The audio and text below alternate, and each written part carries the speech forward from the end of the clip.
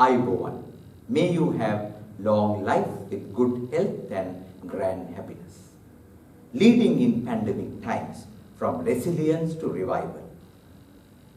In fact, it gives me an immense pleasure to deliver the fourth Dr. Dharni Prasad Singh Memorial Lecture. I must confess that I represent the generation of perhaps the students of the legendary founder of AMDISA. I recall my first visit to AMDISA office, then located in the ancestral house of late Dr. Dharni Singha.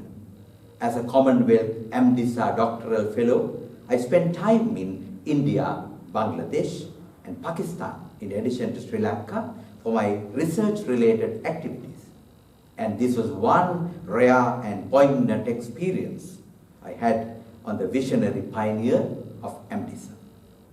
Perhaps this is the first time where this prestigious oration is being delivered by a person who has not physically interacted with the late legendary.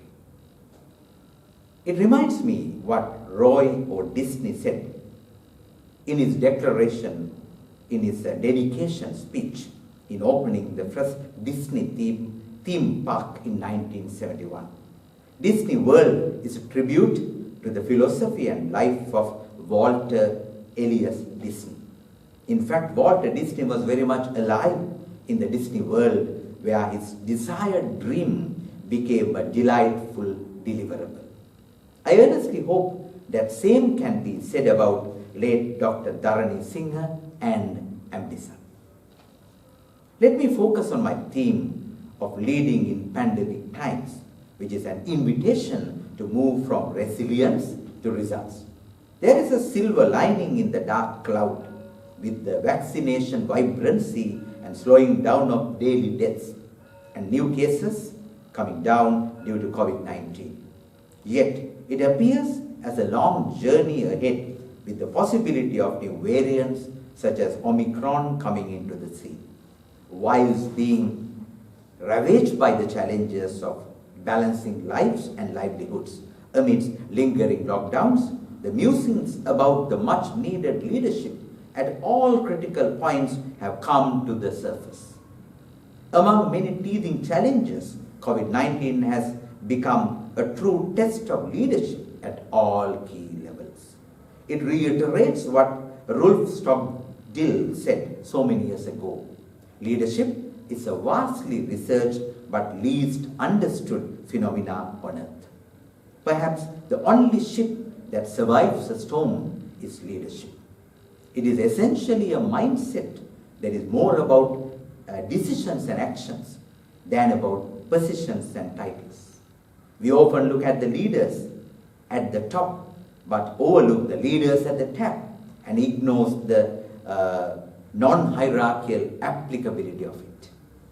Dynamics of leadership highlights the leaders and laggards in the society, showcasing actions and inactions.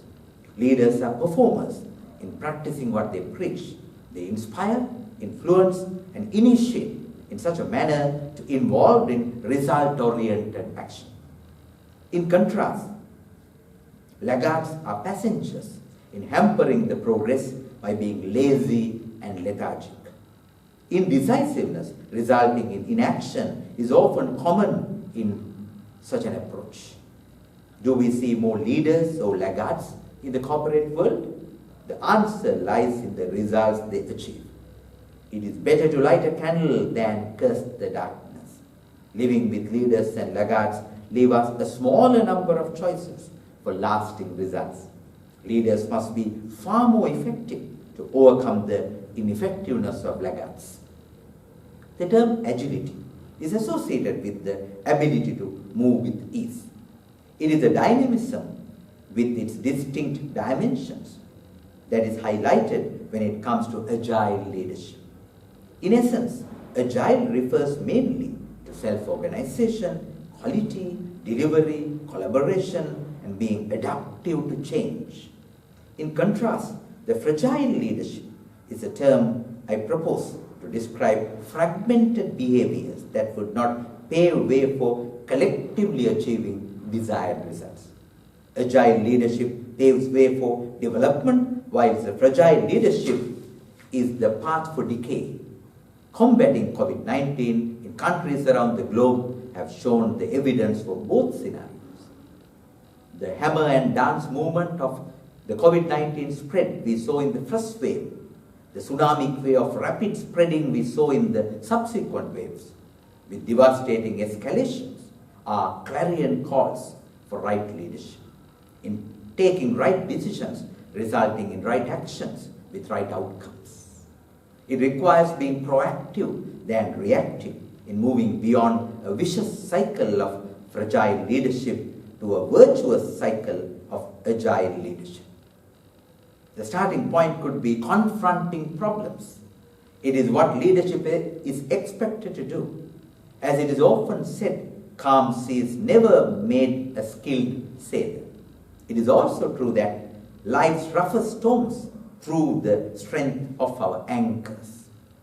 The true nature of one's leadership is revealed when one encounters obstacles and stumbling blocks. Using obstacles as opportunities and stumbling blocks as stepping stones are the signs of true leadership in action.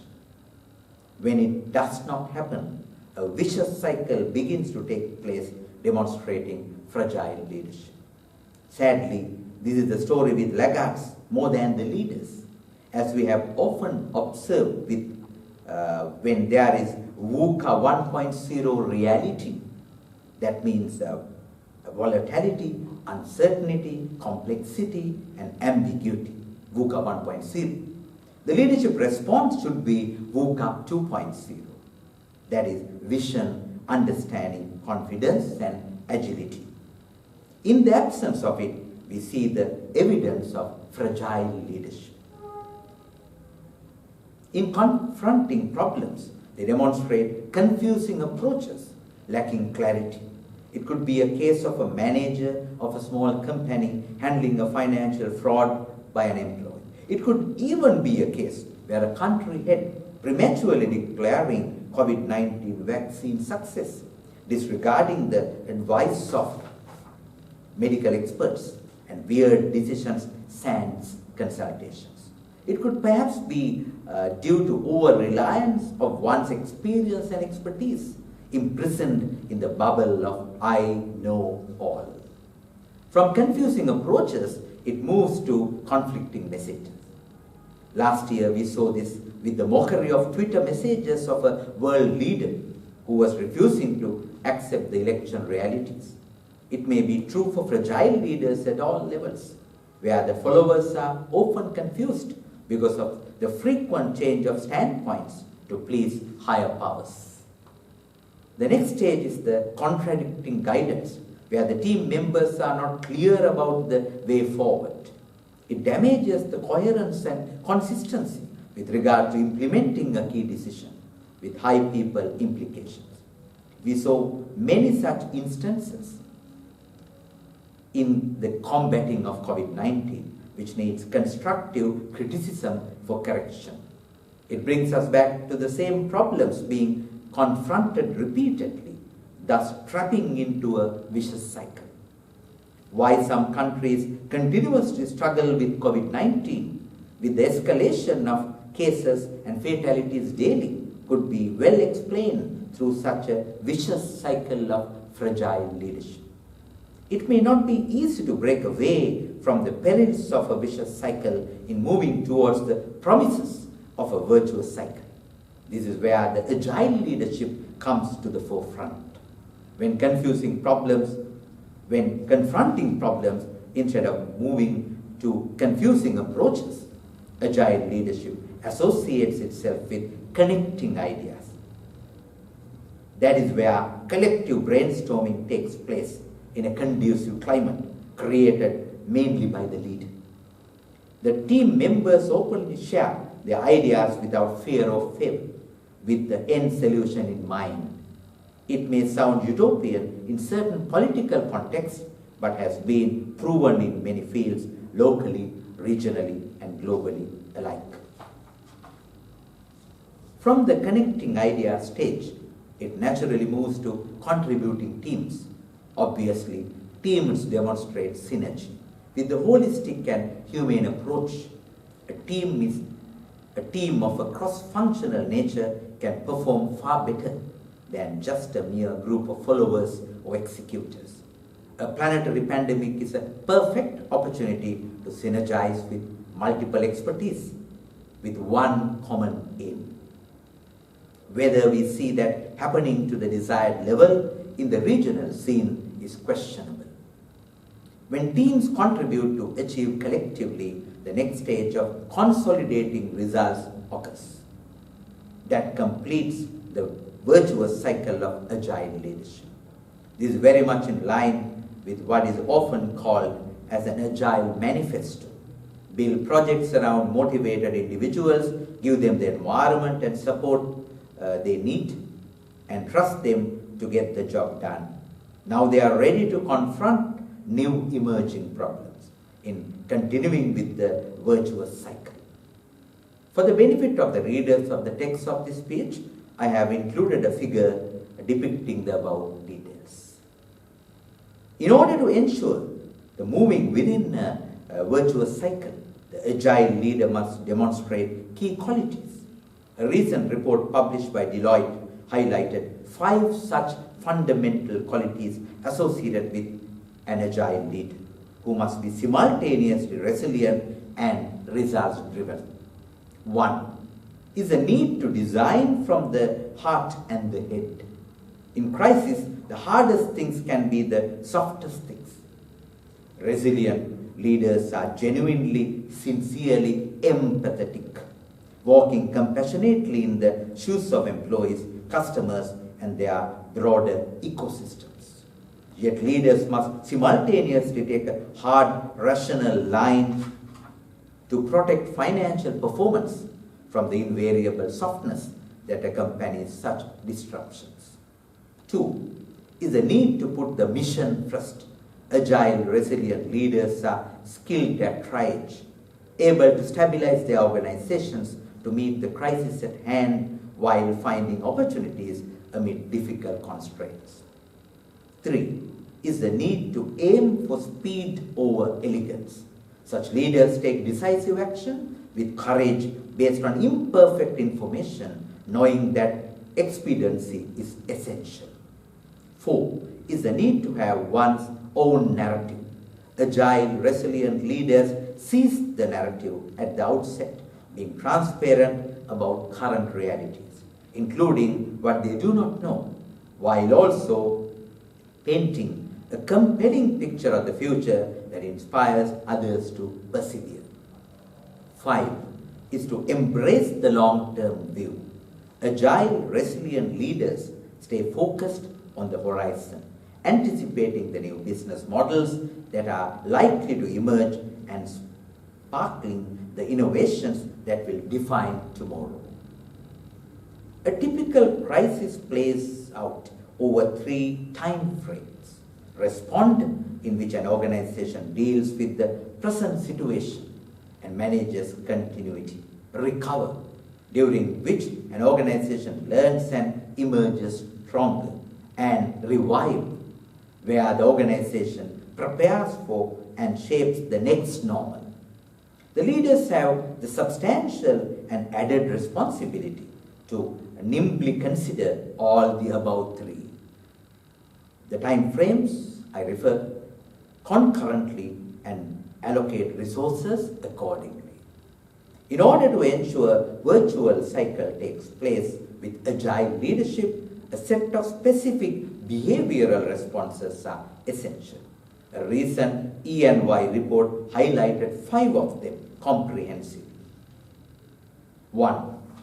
Currently, people are stressed, uncertain, and highly attuned to leader emotions.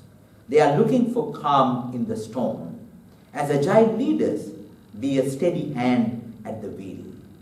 Set a measured tone. Here, self-regulation is key. As leaders, through a difficult time, we need to show up at our best for others. 2. The people want to know that you know what they are going through and that you care. Take their perspective. This is about being empathetic. Take the time to personally care and show that you do by asking questions that reflect what you understand to be each person's situation and need. 3. They want an honest connection with, not a separation from, leaders. They want to see leaders as real people too. Show up as who you are. Be authentically you. Share what you are going through, but as transparent as you can be. In doing so, leaders are seen as more accommodative of others' views. 4. The people feel unfocused, disconnected, less motivated, and less productive as they work virtually. Lighten the burden. Start meetings with a personal, creative touch. Help people focus on the work that matters most today. Small words with real meaning can give your team the right amount of hope for a better tomorrow. 5. They need meaning in a time of crisis more than any other time. It may be noisy at times, and people need clarity on what is most important. Bring it back to where it matters most.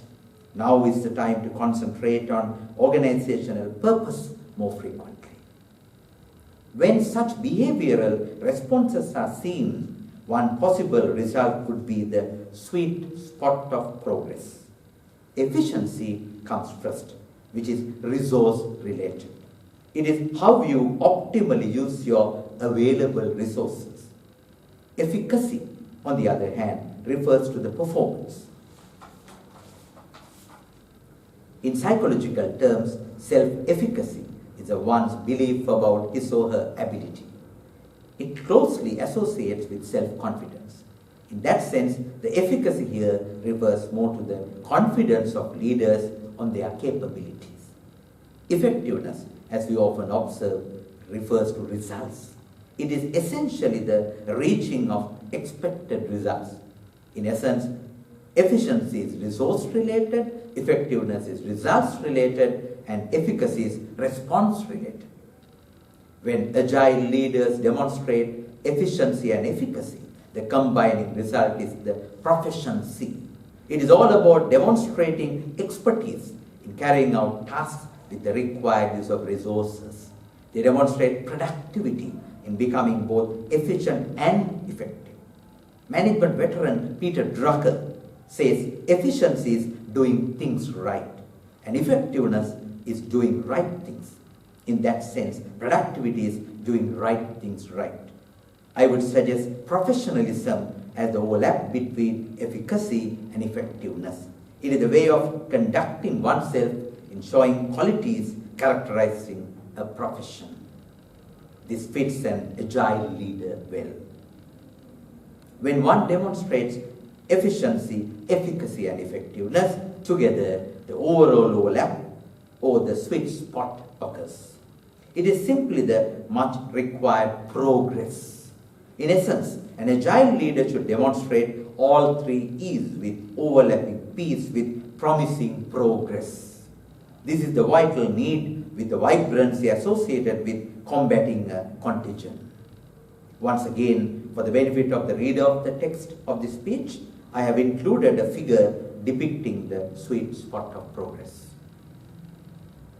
Never tell people how to do things. Tell them what to do and they will surprise you with their ingenuity. So said General George Patton of World War II fame. It is much evident that what we need is agile leadership with a virtuous cycle in all fronts for combating COVID-19. Conscious shift from resilience to revival has to be a definite reality. With needed clarity, commitment, and care, the agile leaders at all levels should pave way for a safe, sound, and serene society. Leaders have a key responsibility for protecting the lives and livelihoods of their constituents. In routine times, they may follow time-honored procedures honed over decades of experience, confident that lessons from the past will guide them.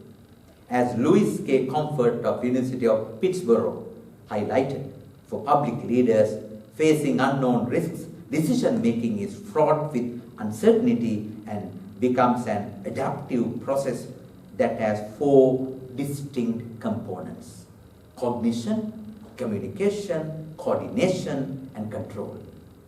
Under conditions of COVID-19, how public leaders exercise these 4 functions proved critical in different contexts.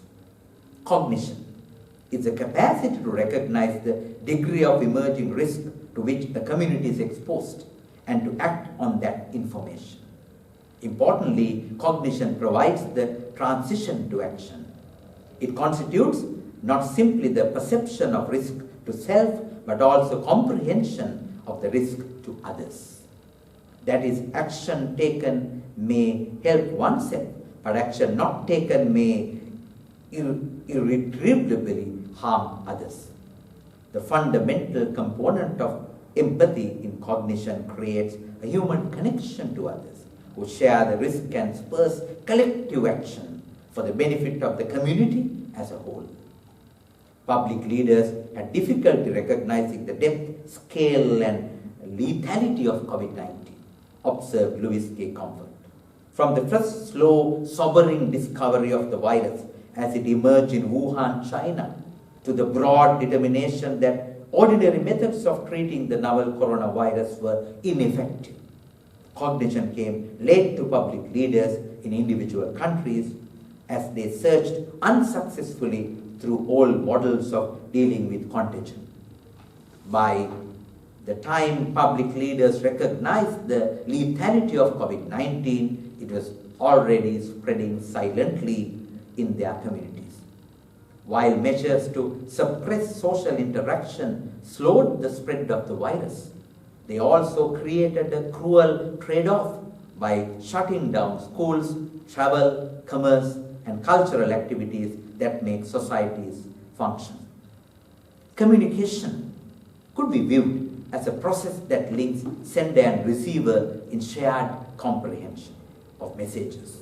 In doing so, communication creates shared meaning among actors with different roles.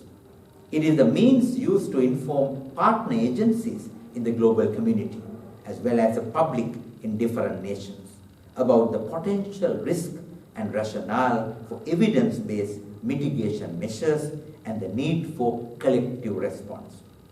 The effective communication to explain COVID-19 to the public as an invisible, novel, deadly threat requires strong leadership, timely and evidence-based information, and trust to build broad public consensus to support collective action. Coordination in this context can be described as a degree to which organizations align their resources, tasks, and time to engage in interdependent functions to achieve a shared goal. In complex environments, coordination requires articulation of shared goals among diverse actors in response to shared risk. Be fast, have no regrets. If you need to be right before you move, you will never win, said Michael Ryan, epidemiologist at WHO last year.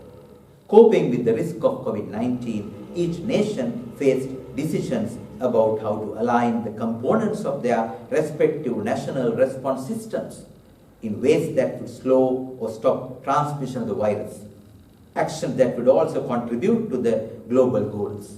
Public leaders build trust with their constituents through timely, informed communication, enabling citizens to accept the validity of proposed actions for both self and community, and to act collectively under the extraordinary constraints of crises.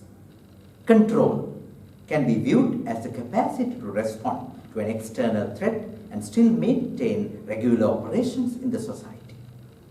In reference to COVID-19, control means achieving a reasonable balance between mitigating the spread of the infection, building healthcare capacity, and managing a safe level of economic and social activity. The global crisis generated by COVID-19 requires coordination not only across jurisdictional boundaries within countries, but also across national boundaries to bring this massive pandemic under effective control. Human kindness has never weakened the stamina or softened the fiber of free people. A nation does not have to be cruel to be tough, so said Franklin D. Roosevelt. The balance between enforcing controls and ensuring continuity is a tough task in the hand of key decision makers. We saw this around the globe. This pandemic has magnified every existing inequality in our society, like systemic racism, gender inequality, and poverty, opined Melinda Gates in an interview last year. The global pandemic unleashed on the world by COVID-19 creates a fundamental test of public values for leaders and decision makers, both within and between nations. This harsh test reveals the collective responsibility that we share for self and others in uncertain situations of shared risk, and the critical role of leadership in decision making and mobilizing collective action. Be safe, be smart, be kind, said Dr. Tedros Adhanom, WHO Director General, in the first months of the pandemic. With insights gained from the precedent-shattering experience of this pandemic and bold public leadership, nations of the world have a unique policy window for transforming global governance capacity to strengthen and maintain public health and reciprocally sustain the global economy. We in South Asia are no exception, but to contribute locally, regionally, and globally in aligning with health guidelines. That is the local response required with sensible decision making. Having taken you through a thought sharing of the required leadership for revival, let me reconnect with MDSA as a network of leader breeders. I do not intend to give a historical account of its progress so far, but to offer a word of caution that the past success does not necessarily guarantee future success. We need a constructively critical look at its way forward, with a clear identification of its strengths, weaknesses, opportunities, and threats, in giving due consideration to political, economical, social, technological, environmental, ethical, and legal, that means pestile factors. I would recommend that MDSA should strive to continuously and collectively enhance the quality of management education in South Asia through knowledge sharing, academic networking, research publishing, institutional accrediting, and other activities towards producing competent and confident leaders. Such a mission will be fruitful with a vision of becoming a sought-after value creator in management education in South Asia. It is a journey of converting stumbling blocks into stepping stones, in thriving in turbulences. MDSA needs A. Aspiration, achievement orientation with a specific set of objectives in mind. M. Mastery, that is demonstration of comprehensive knowledge and skills in management education aspects. D. For dedication, commitment shown in exerting efforts towards executing the assigned task. I. Inspiration, mental and emotional stimulation depicted in words and deeds towards encouraging one another. S. Synergy, interaction with collaborative cooperation shown in action in relation to individuals and institutions. And A. Accountability, demonstration of ownership of results with fullest responsibility of one's actions. So A, M, D, I, S, A are the values I propose for MDSA. With such a set of core values, it should significantly gear towards value creation. Let me recall with reverence the visionary thoughts of late Dr. Dharni Singha. The South Asian Renaissance brought by new corporations will create new markets, new customers, new assets, and new economies. With human resource at the core of the new economy, the gap between what can be imagined and what can be achieved will always get narrowed. It amplifies the potential of MDSA and the collective prospects that all of us should pursue. In conclusion, I wish to express my sincere gratitude to Ajantha for giving me this memorable opportunity, and also to the organizers of the South Asian Management Forum, SAMF 2021, for their wonderful coordination. In battling with the planetary pandemic, let us lead as individuals, interactive teams, as well as institutions with resilience towards revival. Thank you very much.